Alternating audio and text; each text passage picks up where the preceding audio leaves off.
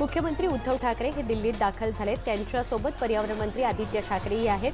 काही वेळातच हे दोघेही पंतप्रधान नरेंद्र मोदी यांची भेट घेणार आहेत। उद्धव ठाकरे दिल्लीत दाखल झाल्यानंतर ते शिवसेना खासदार संजय राऊतांच्या निवासस्थानी गेले। राऊतांच्या निवासस्थानावरून ते थेट पंतप्रधानांची भेट घेण्यासाठी जाणार आहेत। पंतप्रधानांची भेट घेतल्यानंतर ते काँग्रेस अध्यक्ष सोनिया गांधींना भेटणार आहेत। आगामी राज्यसभा निवडणुकीमध्ये पक्षाकडून आपल्यालाच संधी मिळेल असा विश्वास खासदार संजय काकडेंनी व्यक्त केलाय। तसंच उदयनराजेंना पक्ष थेट राज्यसभेवर पाठवेल असं वाटत नाही। त्यांचं पक्षासाठी योगदान काय असा टोलाही त्यांनी लगावला। 80 वर्षांच्या उमेदवारानं त्यांना हरवलं, पडलेला श्रेष्ठ की जिंकून आलेला हे महत्त्वाचं अशी खोचक टिप्पणी काकडेंनी केली। NPR अर्थात राष्ट्रीय लोकसंख्या नोंदणीबाबत महाविकास आघाडीची नेमकी भूमिका कोणती हे अद्याप स्पष्ट झालेलं नाही। NPR अंतर्गत होणाऱ्या जनगणनेमध्ये केंद्र सरकारनं अतिरिक्त प्रश्नावलीचा समावेश केला आहे। याला अनेक पक्ष विरोध दर्शवतायत। त्यामुळे महाराष्ट्रामध्ये या प्रश्नावलीतील कोणत्या प्रश्नांचा समावेश करायचा याचा तिन्ही पक्ष विचार करतील।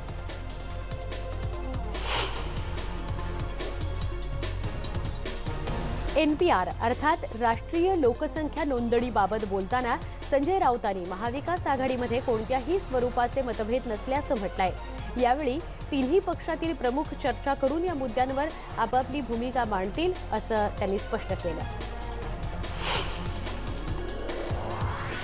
सरकार आघाडीचं आहे आणि शिवसेना ही आघाडीत आहे। तसंच आमच्यात कोणतेही मतभेद नाहीत असं जयंत पाटलांनी म्हटलंय। NPR हा सेन्सस प्रक्रियेचा भाग, जनगणनेचा भाग असल्याचं ते म्हणाले। मुख्यमंत्र्यांच्या दिल्ली दौऱ्यातून नक्कीच काहीतरी चांगलं फलित हाती येईल असंही ते यावेळी म्हणाले। वारिस पठाण यांच्या विरोधात अंधेरी पोलीस स्टेशनमध्ये तक्रार दाखल करण्यात आली आहे। वारिस पठाण यांच्या वक्तव्यानं गोंधळ उडालेला आहे। देशद्रोही वक्तव्य त्यांनी केलंय असं सांगत ही तक्रार केली गेली आहे। अंधेरीच्या संघर्ष NGOचे पृथ्वी म्हस्के यांनी ही तक्रार केली आहे। वारिस पठाण यांच्या वक्तव्यावर भाजपनेही तीव्र प्रतिक्रिया व्यक्त केली आहे। CAAच्या विरोधाच्या नावाखाली द्वेषाचं राजकारण सुरू आहे असं भाजपचे प्रवक्ते डॉक्टर संबित पात्रा यांनी म्हटलंय। यांच्या मनात खोट आहे असा थेट आरोप त्यांनी केला। मात्र पठाण यांना कुणीच जाब विचारत नाही असंही पात्रा म्हणाले। औरंगाबादमध्ये वारिस पठाण यांच्या विरोधात भाजपनं आंदोलन केलं। त्यांच्या विरोधात जोरदार घोषणाबाजी करण्यात आली। आमदार अतुल सावेंच्या नेतृत्वात हे आंदोलन करण्यात आलं। थेट सरपंच निवडीची शिफारस राज्यपालांनी फेटाळल्याची माहिती सूत्रांनी दिली। अध्यादेश काढण्यास राज्यपालांनी नकार दिलाय। फडणवीस सरकारचा थेट जनतेमधूनच सरपंच निवडायचा निर्णय महाविकास आघाडीने रद्दबातल ठरवत सदस्यांमधून निवडीचा प्रस्ताव आणला। आता राज्य सरकारला हे विधेयक अधिवेशनामध्ये मांडावं लागणार आहे। थेट जनतेमधूनच सरपंचाची निवडणूक ही महत्त्वपूर्ण निर्णय घेण्यात आलाय। या निर्णयामुळे गावातील राजकारणाचा घोडेबाजार बंद झाला। त्यामुळे हा निर्णय सरकारने बदलू नये अशी मागणी पंकजा मुंडेंनी केली आहे। या निर्णयामुळे गावातील राजकारणाचा घोडेबाजार बंद झाला। युवकांना, तरुणांना सरपंच होण्याची संधी मिळाली असं पंकजा मुंडेंनी म्हटलंय। पैठण इथं सुप्रिया सुळे यांच्या कार्यक्रमात राडा झाला। दत्ता गोरडे आणि संजय वाकचौरे यांचे कार्यकर्ते एकमेकांमध्येच भिडले। घोषणाबाजी करण्यावरून त्यांच्यात वाद रंगला। विधानसभा निवडणुकीत गोरडे आणि वाकचौरेंमध्ये तिकिटावरूनही वाद झाला होता। बारामतीत अजित पवारांनी अनेक विषयांवर भाष्य केलं। नीरेच्या डाव्या कालव्याचं पाणी पुन्हा बारामतीला वळवण्यात आलंय। फडणवीस सरकारच्या काळातील निर्णय रद्द करत अजित पवारांनी हे आदेश दिले। 10वीच्या धर्तीवरच आता 12वीच्या गुणपत्रिकेतूनही नापास हा शेरा हटवला जाणार आहे। शिक्षण तसा GRच काढतंय। 12वीच्या गुणपत्रिकेवर आता नापास या शब्दाऐवजी पुनर्परीक्षेस पात्र किंवा कौशल्य विकासास पात्र हे 2 शेरे दिसणार आहेत। मुंबईच्या फोर्ट भागात एका वाईनच्या दुकानात जाऊन 7 लाख रुपये आणि दारूच्या बाटल्यांची खंडणी उकळणाऱ्या एका राजकीय पक्षाच्या कार्यकर्त्याला मरीन ड्राईव्ह पोलिसांनी अटक केली आहे। राजेंद्र वाघमारे असं या कार्यकर्त्याचं नाव आहे। मलबार हिल इथल्या पुरातन बंगल्याच्या ठिकाणी मंत्र्यांसाठी 18 मजली इमारत उभी केली जाणार आहे। यासाठी जवळपास 110 कोटी रुपयांचा खर्च केला जाणार आहे।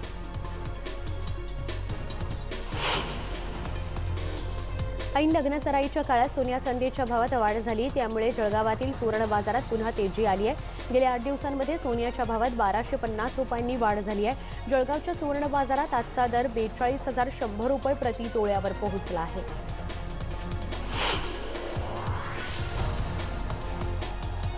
सोलापूर जिल्ह्यामध्ये भीषण अपघात झाला। या अपघातात 5 जण ठार झाले तर 5 ते 6 जण जखमी झाले। एसटी बस आणि क्रुझरमध्ये हा अपघात झाला। रिचा चड्ढाने स्मिता पाटील यांची भूमिका साकारणार असल्याचे संकेत दिले आहेत। काही दिवसांपूर्वी स्मिता पाटील यांच्या आयुष्यावर चित्रपटाची निर्मिती होत असल्याची चर्चा होत होती। नंदुरबार तोरणमाळ इथल्या गोरक्षनाथ महाराजांच्या यात्रेला जाणाऱ्या भाविकांच्या गाडीला अपघात झाला। सातपायरी घाटातील नागार्जुन मंदिराजवळ बोलेरो गाडी 30 फूट खोल दरीत कोसळली। या अपघातात 2 जण जागीच ठार झाले तर 8 जण जखमी झाले। दोघांची प्रकृती चिंताजनक आहे। कल्याणमधील एपीएमसी या मार्केटमध्ये धक्कादायक घटना घडली आहे। एपीएमसी मार्केटमधील तरुणांना मोबाईल चोर समजून मारहाण करण्यात आली आहे। या संशयितांना मोबाईल चोरीच्या संशयातून मारहाण झाली आहे। या व्यापाऱ्यांनी तरुणांना नग्न करत त्यांची धिंडही काढली। उल्हासनगर इथल्या श्रीराम टॉकीज परिसरामध्ये बॅगच्या कारखान्याला मोठी आग लागली। या आगीमुळे परिसरात धुराचे लोट पसरले होते। यामध्ये कारखान्याचं मोठं नुकसान झालंय। आज महाशिवरात्र आहे। महाशिवरात्रीनिमित्तच्या बातम्या।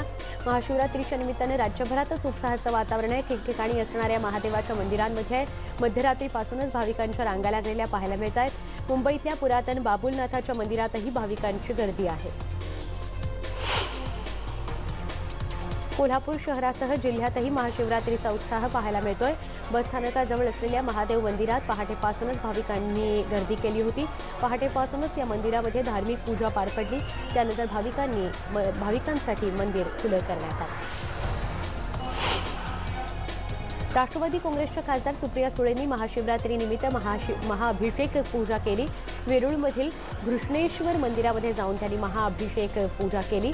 जवळपास 10 मिनिटं ही पूजा झाली। महाशिवरात्रीनिमित्त पूजा ही खासगी बाब आहे, त्यामुळे त्यांनी कोणतीही प्रतिक्रिया दिली नाही। नेहमीच राजकीय भूमिकेत दिसणाऱ्या सुप्रिया सुळे आज मात्र वेगळ्या भूमिकेत दिसल्या। महाशिवरात्रीचा उत्सव संपूर्ण देशात मोठ्या उत्साहात साजरा केला जातो। महाशिवरात्रीनिमित्त श्री विठोरायाचा गाभारा लाखो बेलाच्या पानांनी सजलाय। शंभू महादेवाला प्रिय असणाऱ्या बेलाच्या लाखो पानांची आकर्षक अशी आरास करण्यात आली आहे। सलग असलेल्या सुट्ट्यांमुळे अनेकांनी आज पहाटेपासूनच मंदिरात श्री विठ्ठल रखुमाईचं दर्शन घेण्यासाठी गर्दी केली। 12 ज्योतिर्लिंगांपैकी एक प्रभू वैद्यनाथाच्या दर्शनासाठी देशभरातून हजारो भाविक परळीत दाखल झालेत। मंदिर भाविकांना दर्शनाकरता खुलं करण्यात येणार आहे। महाशिवरात्री पर्व काळामध्ये दर्शन करण्यासाठी भाविकांनी रांगा लावल्या। शिर्डी नेवासामध्ये सिद्धेश्वर महादेव मंदिरात महाशिवरात्रीनिमित्त पहाटे गंगा आरती नंतर दीपोत्सव करण्यात आला। या ठिकाणी भाविकांनी गर्दी केली आहे। महाशिवरात्रीनिमित्त त्र्यंबकेश्वर मंदिराला भव्य रोषणाई करण्यात आली। सकाळपासूनच मंदिरामध्ये भाविकांची मोठी गर्दी पाहायला मिळाली। 12 ज्योतिर्लिंगांपैकी एक असलेल्या मंदिरामध्ये शिवभक्त मोठ्या संख्येनं दाखल होत आहेत, दर्शन घेत आहेत।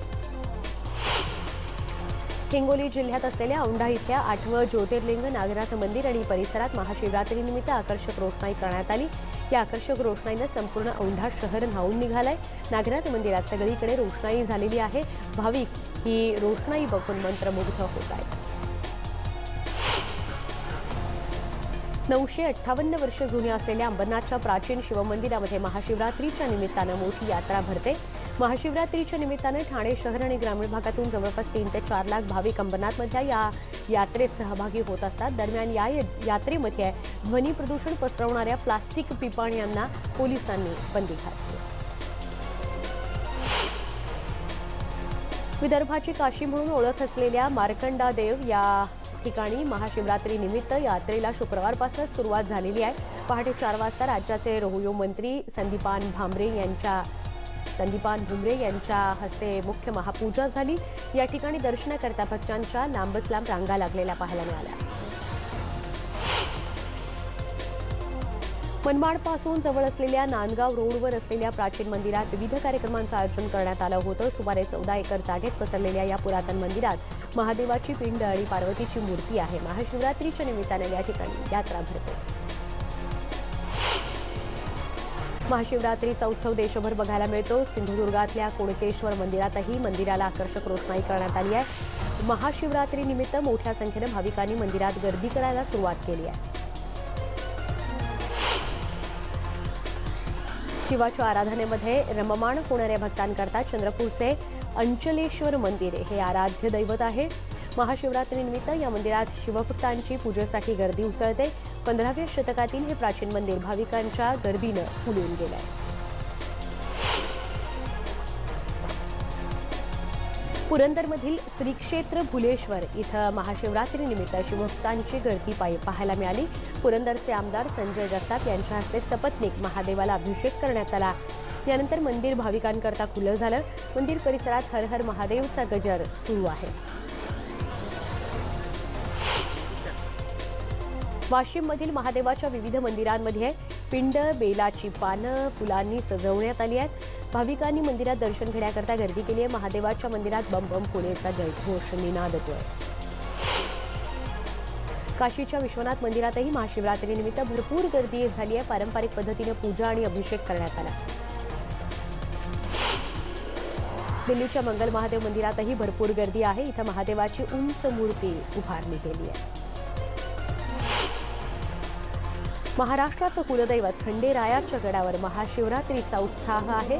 महाशिवरात्रीनिमित्त जेजुरी गडावर त्रैलोक्याचं दर्शन घेण्यासाठी लाखांवर भाविक गर्दी करतायत. सदानंदाच्या जयघोषात भंडार खोबऱ्याच्या उधळणीमध्ये भाविकांनी महाशिवरात्रीचा उत्सव साजरा केला. मालेगावातल्या सटाण्यामध्ये महाशिवरात्रीनिमित्त पारंपरिक पद्धतीनं उत्साहात भजन कीर्तन केलं जात आहे. नागेश्वर महादेव मंदिरात महाशिवरात्रीनिमित्त वेगवेगळे धार्मिक कार्यक्रम आयोजित केले गेले आहेत. यानिमित्त भव्य मिरवणूक काढली गेली आहे. शिवाय या ठिकाणी विविध धार्मिक कार्यक्रम केले जात आहेत. परभणीत राज्यातील एकमेव पार्याचं शिवलिंग असलेल्या पारधेश्वराच्या दर्शनाकरता गर्दी करतायत. राज्यातील कानाकोपऱ्यातून भाविक या ठिकाणी दर्शनासाठी आलेले आहेत. पार्याचं शिवलिंग असल्या महाशिवरात्री संदर्भातल्या बातम्या बघतोय. महाशिवरात्री एकादशीनिमित्त भाविकांमध्ये उत्साह पाहायला मिळतोय. वाशिमच्या प्रजापती ब्रह्मकुमार ईश्वरीय महाविद्यालय रिसोर्टच्या वतीनं 12 ज्योतिर्लिंगांची शोभायात्रा काढण्यात आली. जिल्ह्यातील भाविकांना महाशिवरात्रीनिमित्त 12 ज्योतिर्लिंगांचं दर्शन व्हावं या उद्देशानं ही यात्रा काढली गेली. महाशिवरात्री निमित्तानं पालघरमध्ये तिळसेट या ठिकाणी यात्रा भरली आहे. हे पुरातन मंदिर असल्यानं भक्तांची श्रद्धा त्याच्याशी जोडली गेली आहे. इथं दर्शनाकरता पालघर, मुंबई, ठाण्यातून, गुजरात राज्यातून मोठ्या संख्येनं भाविक येत असतात. महाशिवरात्री निमित्तानं वसईतील तुंगारेश्वर इथल्या मंदिरातही भाविकांनी अलोट गर्दी केली. तुंगारेश्वर अभयारण्य आणि पर्यटन स्थळ म्हणून प्रसिद्ध आहे. महाशिवरात्री निमित्तानं अनेकांनी भाविकांना भंडारा, पाणी वाटप केलं. इथल्या परिसराला जत्रेचं स्वरूप आलंय. कल्याण डोंबिवलीच्या पंचक्रोशीत पांडवकालीन हेमाडपंथी बांधणीचं 13व्या शतकातील शिवमंदिर म्हणून खिडकाळेश्वर मंदिर प्रसिद्ध आहे. या मंदिरात कल्याण, डोंबिवली, नवी मुंबई, ठाणे इथून भाविक दर्शनासाठी येत असतात. यावेळी दूध पिंडीवर वाहू नका, गरिबांना वाटा असं आवाहन मंदिर समितीकडून करण्यात आलं. महाशिवरात्री निमित्तानं मुंबईतल्या साकीनाका परिसरातल्या खैराणी रोडवर असलेल्या जंगलेश्वर महादेव मंदिरात भक्तांनी गर्दी केली. या मंदिरामध्ये पूजा, होम, हवन याचं आयोजन करण्यात आलं होतं. अंबरनाथच्या प्राचीन शिवमंदिरामध्ये महाशिवरात्रीनिमित्त भाविकांचा महासागर उसळलाय. भगवान महादेवाच्या दर्शनासाठी भाविकांनी प्रचंड गर्दी केली आहे. यंदा सुरक्षेच्या दृष्टिकोनातून भाविकांना गाभाऱ्यात प्रवेश देण्यात आलेला नाही. मंदिरावर आकर्षक अशी विद्युत रोषणाई करण्यात आली आहे. मंदिराचा परिसर सजवण्यात आला आहे. भुसावळ तालुक्यातील वेल्हाळे इथल्या गावात यादवकालीन 9व्या शतकातील पुरातन हिमाडपंथी कपिलेश्वर मंदिर महादेव मंदिर आहे आणि मंदिराच्या दगडावर कोरीव काम सुद्धा केलं गेलेलं आहे. 9व्या दशकातील यादवकालीन काळात मंदिराची निर्मिती यादव राजानं केली असून मंदिराच्या बांधकामाकरता वैशिष्ट्यपूर्ण कोरीव दगडाचा वापर करण्यात आला आहे. चंद्रपुरामध्ये आजपासून राज्यस्तरीय साहित्य संस्कृती महोत्सवाला सुरुवात झाली आहे. शहरातील मध्यवर्ती आझाद बागेतून ग्रंथवृक्ष पर्यावरण दिंडी या महोत्सवाला सुरुवात झाली. अभिनेत्री अमृता सुभाष देखील या दिंडीत सहभागी झाली होती. या साहित्य संस्कृती महोत्सवाकरता चांदा क्लब मैदानावर भव्य शामियाना उभारण्यात आला आहे. नागपुरात मानकापूर या पोलिसांनी विनापरवाना जनावरं पाळणाऱ्या एकावर गुन्हा दाखल केलाय. हेमंत आरेकर असं आरोपीचं नाव आहे. कोणताही परवाना न घेता 20 गाई म्हशी पाळत असल्याची माहिती पोलिसांना मिळाली. त्यावरून पोलिसांनी आरेकरवर कारवाई केली. जलयुक्त शिवार योजनेवर बोलताना ही योजना पूर्वकाळापासूनच सुरू असून केवळ सरकार बदलल्यानं पाणी अडवा पाणी जिरवा या योजनेचं नाव बदलून जलयुक्त शिवार योजना असा केल्याचा खुलासा दादा भुसे यांनी केलाय. शेतकऱ्यांना लागणाऱ्या शेतीसाठी पाणी शासनाकडून बंद करण्यात आलं नसल्याचं स्पष्टीकरण दादा भुसे यांनी दिलं. तेभे गावात कुत्र्याची शिकार करण्यास पाठलाग करत असलेल्या बिबट्याची विहिरीतून सुटका करण्यात आली. त्याला जेरबंद करून त्याला पुन्हा त्याच्या नैसर्गिक निवासात सोडण्यात आलं. नंदुरबार राज्यपाल दौऱ्यावरून परतणाऱ्या पोलीस गाडीला अपघात. पंथराई फाट्याजवळ हा अपघात झाला. गाडी रस्त्यावरून खाली उतरली. 10हून अधिक पोलीस कर्मचारी किरकोळ जखमी झालेत. सगळे कर्मचारी पुढे रवाना झाले. डोंबिवलीमधील ज्येष्ठ नागरिक मॅरेथॉन स्पर्धेच्या टी-शर्ट अनावरण मनसे अध्यक्ष राज ठाकरेंनी केलं. येत्या रविवारी ही स्पर्धा होणार आहे. राज ठाकरेंच्या कृष्णकुंज निवासस्थानी या टी-शर्टचं अनावरण करण्यात आलं. यावेळी आमदार राजू पाटीलसह अनेक नेते उपस्थित होते. तुंगारेश्वर इथं अल्पवयीन मुलीची छेड काढणाऱ्या नराधमाला नागरिकांनी बालिव पोलिसांच्या ताब्यात दिला. इम्रान शेख असं तरुणाचं नाव आहे. यावेळी नागरिकांनी छेड काढणाऱ्याला चोप देत त्याची धिंडही काढली.